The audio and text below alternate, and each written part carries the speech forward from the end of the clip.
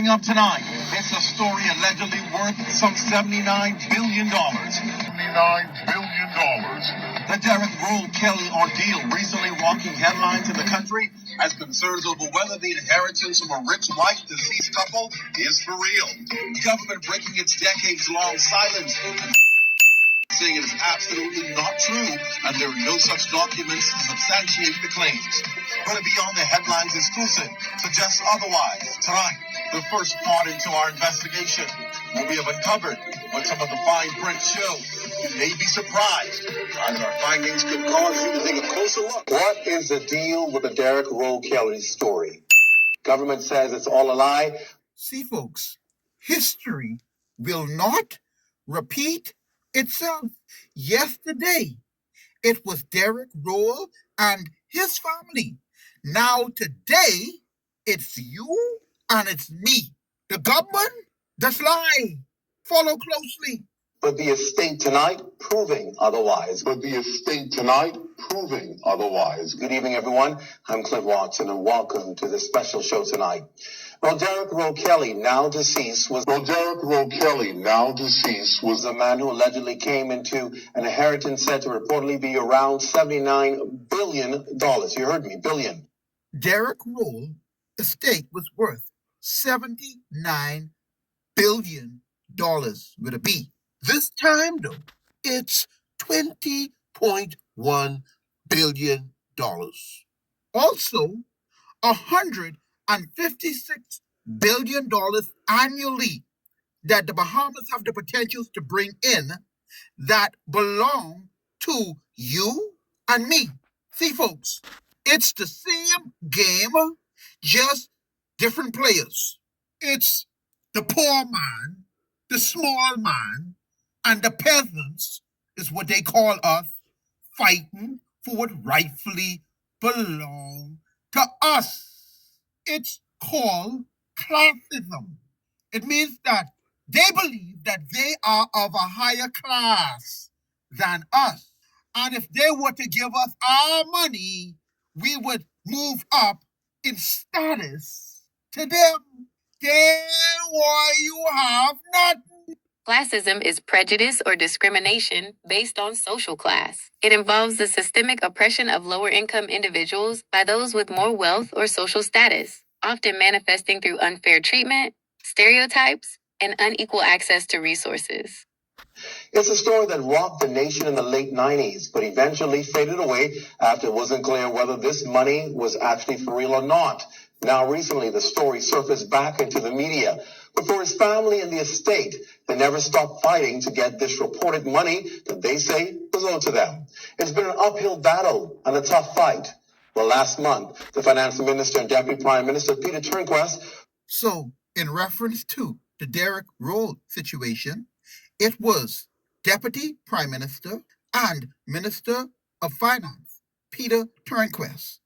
But in our situation today, it's now the Prime Minister and the Minister of Finance, Philip Brave Davis. Presented a communication for the first time that any government has touched the matter. What he said, though, we found quite interesting. Take a look. Mr. Speaker, neither the Ministry of Finance nor the Central Bank nor any other governmental entity were or are aware of this alleged inheritance that was supposedly left to Mr. AreDerekRolle. Further, and it would follow from this, neither the Central Bank nor any other public entity has, had, or does have knowledge or possession of any funds relating to this inheritance or alleged inheritance. Neither the Ministry of Finance, the Central Bank, the Attorney General, the Minister of National Security, nor any other relevant agency has been approached by any domestic or international entity on any matter relating to the investigation of this issue. Further, the government is not aware of any legal action that has been commenced in the Bahamas or any other jurisdiction in respect to what is alleged to have been the largest theft of money ever recorded in history. In history. You think they laughing just at Derek Roll?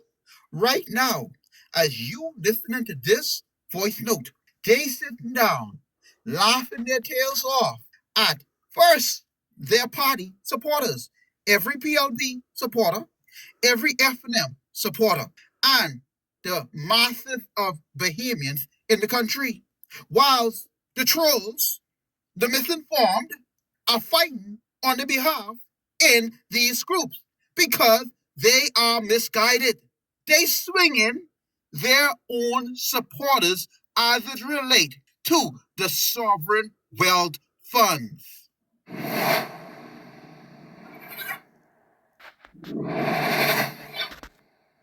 Now we are in possession of documents tonight that paint a different story.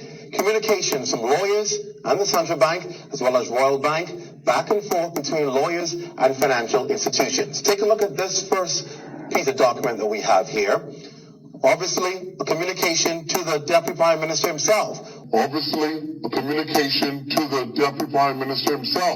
Although saying that they received no information or have never heard about this, this is a letter dating back to the 10th of April, 2018, to the Honorable Peter Turnquest, outlining the case, outlining the concern and the reported bank accounts and the reported amounts that should have been in these accounts. This was sent to the Deputy Prime Minister on 2018 of April. Let's take a look at our next document. This, of course, is a letter written by Mr. Paul Moss, who was, of course, an attorney, one of the many attorneys working on this case. And this letter, of course, was sent to, as you can see there, it was sent on behalf of him. And it was being sent to financial institutions, legal counsel at the central bank, that is. At the time, making inquiries about these funds and why the funds were transferred from the bank. As you see there, the bank listed there is Royal Bank of Canada, why the funds would have been transferred to them. We do have another piece of document I wanted to show you. And this, of course, is communication that was sent to the Royal Bank of Canada, Caribbean Holdings, obviously complaining and requesting information on the said accounts that were supposed to have been given to Mr. Derek Atkins. Producer, what did Peter Turnquest just say a few moments ago?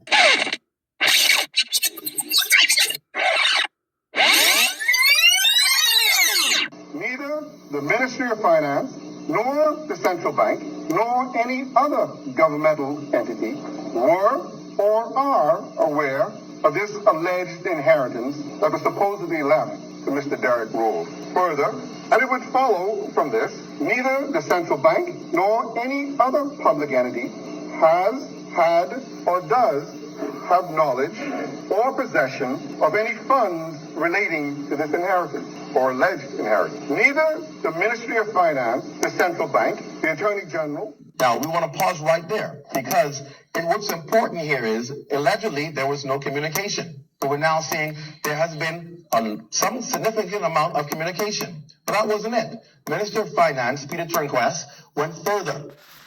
He was saying that if it indeed were true, the thousands of lawyers locally and internationally would want this case. If all of this money is true, why wouldn't lawyers be breaking down the door to try and find out how they can represent? He would pay specific attention. I want you to listen specifically to what the Deputy Prime Minister says at the end of this soundbite, where he makes a comment to the Minister of Education. Listen. Literally, thousands of lawyers from across the world who would fly to the Bahamas or to the relevant jurisdiction today to commence action if $79 million. I'm sorry, $79 billion was on the line. Can you imagine the fee on $79 billion?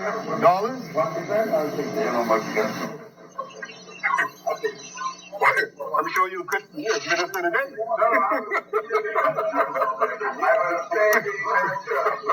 Yes, you love the children.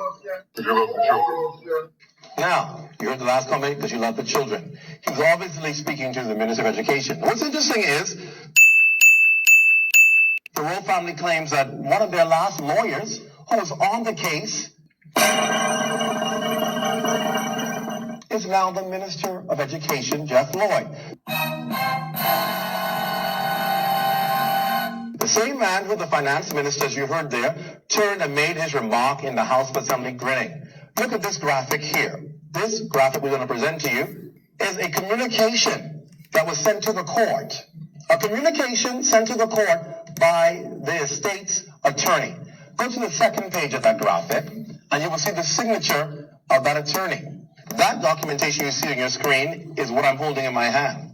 It is a communication that was stamped, as you can see there, by the Supreme Court, and it's signed by the lawyer for the AreDerekRolle estate.